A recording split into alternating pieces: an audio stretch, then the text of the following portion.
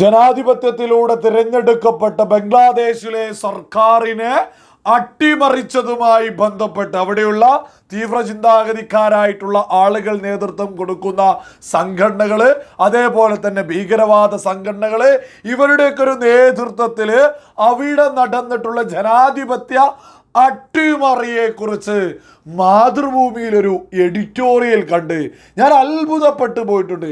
ഞാൻ ചെറിയൊരു ഭാഗമൊന്ന് വായിച്ച് കേൾപ്പിക്കാം. അവരതിനെക്കുറിച്ചൊന്ന് പറഞ്ഞിട്ടുള്ളത് എഡിറ്റോറിയൽ ആണെന്ന് സകലരും ഓർക്കണം. അറബ് വസന്തത്തെയും മുൻ സോവിയറ്റ് രാജ്യങ്ങളിൽ നടന്ന വർണ്ണ വിപ്ലവങ്ങളെയും അനുസ്മരിപ്പിക്കുന്ന സംഭവ വികാസങ്ങളാണ് കഴിഞ്ഞ വാരങ്ങളിൽ ബംഗ്ലാദേശിൽ കണ്ടുകൊണ്ടിരിക്കുന്നത്.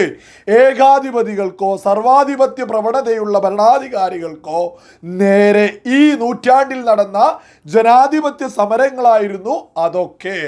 വർണ്ണ വിപ്ലവങ്ങൾ ഏറെക്കുറെ അക്രമരഹിതമായിരുന്നെങ്കിൽ അറബ് വസന്ത പ്രക്ഷോഭങ്ങളെ ഭരണകൂടങ്ങൾ നേരിട്ടത് ഉരുക്കുമുഷ്ടി കൊണ്ടാണ്.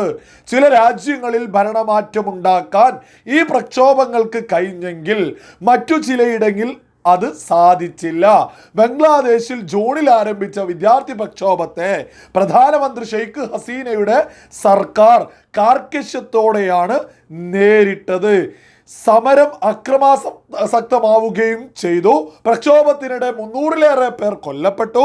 സമര തീവ്രതയെ അതിജീവിക്കാനാകാതെ ഹസീന തിങ്കളാഴ്ച ഭരണം വിട്ടൊഴിഞ്ഞ് പലായനം ചെയ്തിരിക്കുന്നു.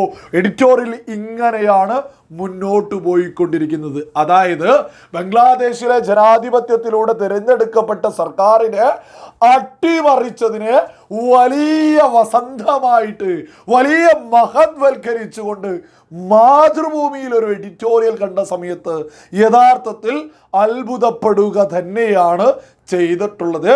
മുൻകാലങ്ങളിലൊക്കെ തന്നെ ഈ ഒരു പത്രത്തെ പലരും ബഹിഷ്കരിച്ചിട്ടുണ്ടായിരുന്നു.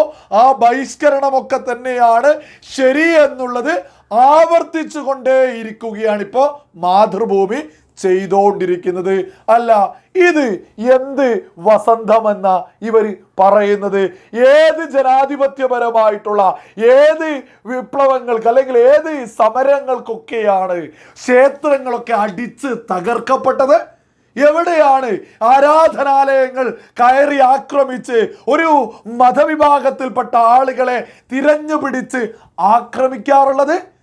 അതൊക്കെ എന്ത് രീതിയിലാണ് വലിയ വസന്തമെന്നൊക്കെ ഈ മാതൃഭൂമി വിളിച്ചു പറയുക?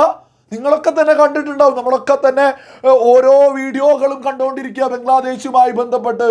ബംഗ്ലാദേശ് എന്ന രാജ്യത്തിൻ്റെ പ്രധാനപ്പെട്ട ആളുകളുടെ പ്രതിമകൾക്കൊക്കെ മുകളിൽ കയറിയിട്ട് മൂത്രമൊഴിക്കുന്ന വീഡിയോകൾ വരെ നമ്മൾ കണ്ട്. അതായത് തീവ്ര ചിന്താഗതിക്കാരായിട്ടുള്ള ആളുകൾ, ജമാഅത്തെ ഇസ്ലാമി, അതേപോലെ തന്നെ ഭീകരവാദ സംഘടനകളൊക്കെ നേതൃത്വം കൊടുത്തുകൊണ്ട്, അതായത് ജനങ്ങളെ തെറ്റിദ്ധരിപ്പിച്ച ഒരു വിഷയം ഉയർത്തിക്കൊണ്ട് ഒരു അട്ടിമറി നടന്നതിനെ എങ്ങനെയാണ് മാതൃഭൂമിയൊക്കെ മഹത്വൽക്കരിക്കുന്നത്? നിങ്ങളൊക്കെ തന്നെ പ്രത്യേകം ഓർക്കേണ്ടതാണ്. നമ്മുടെ രാജ്യത്തിന് എതിരെ നിൽക്കുന്ന ഇസ്ലാമിസ്റ്റ് ഭീകര സംഘടനകളായിട്ടുള്ള സകലതിനെയും ബംഗ്ലാദേശിലെ പ്രധാനമന്ത്രി ഷെയ്ഖ് ഹസീന അടിച്ചമർത്തിയിട്ട് ഒതുക്കിയിട്ട് ജമാഅത്തെ ഇസ്ലാമിയെ ഉൾപ്പെടെ നിരോധിച്ചുകൊണ്ട് ആ ബംഗ്ലാദേശിൽ സമാധാനപൂർണമായിട്ട് മുന്നോട്ട് കൊണ്ടുപോവുകയായിരുന്നു ഈ ഷെയ്ഖ് ഹസീന.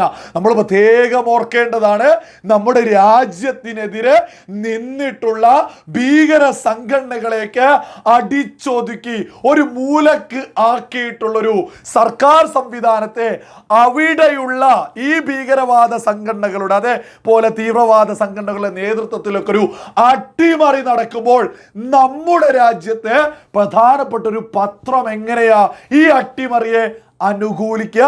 നമ്മുടെ രാജ്യത്തിനെതിരെ നിന്നവരെ വരെ അടിച്ചമർത്തിയൊരു കൃത്യമായ ഒരു സംവിധാനം മുന്നോട്ട് കൊണ്ടുപോകുന്നൊരു സർക്കാരിനെയാണ് അവിടെ അട്ടിമറിക്കപ്പെട്ടത്. അതിനെ ഏത് തരത്തിലാണ് മാതൃഭൂമിക്ക് ഇങ്ങനെ ഇതുപോലെ മഹത്വൽക്കരിക്കാനൊക്കെ സാധിക്കുന്നത്?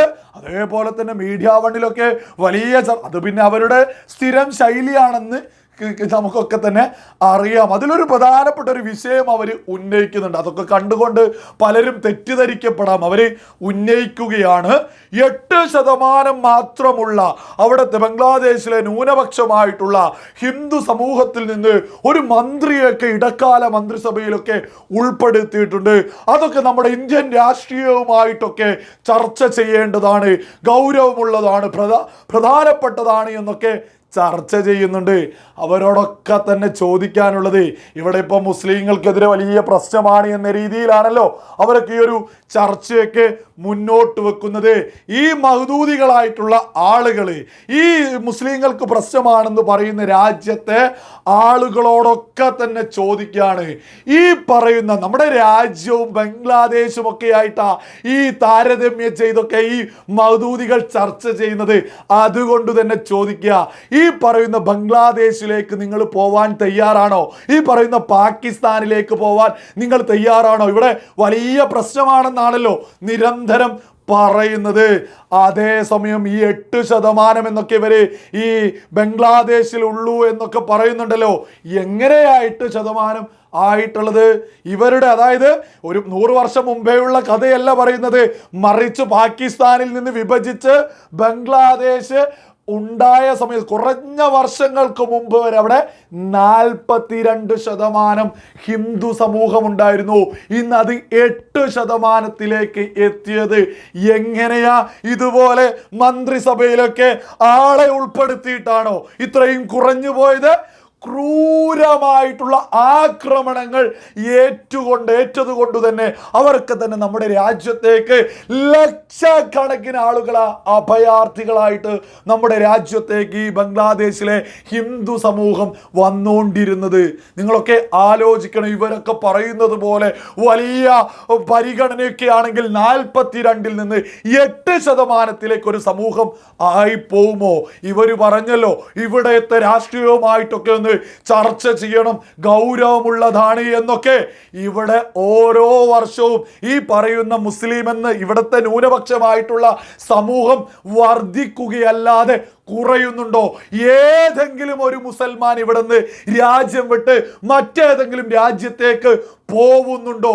എന്തെങ്കിലുമൊക്കെ പറയുമ്പോൾ എന്തെങ്കിലുമൊക്കെ ഒരു അടിസ്ഥാനം വേണമെന്നൊക്കെ ഈ മൗദൂദികളോടൊക്കെ പറയാനുള്ളത്. ഈ ചർച്ച ചെയ്യുന്ന ഒരു പരട്ടകളും ഒരു ബംഗ്ലാദേശിലേക്കോ പാകിസ്ഥാനിലേക്കോ പോവില്ല. എന്നിട്ട് ഇവിടെ നിന്ന് പറയും സ്ത്രീകൾക്കെതിരെ പ്രശ്നമാണോ എന്ന്.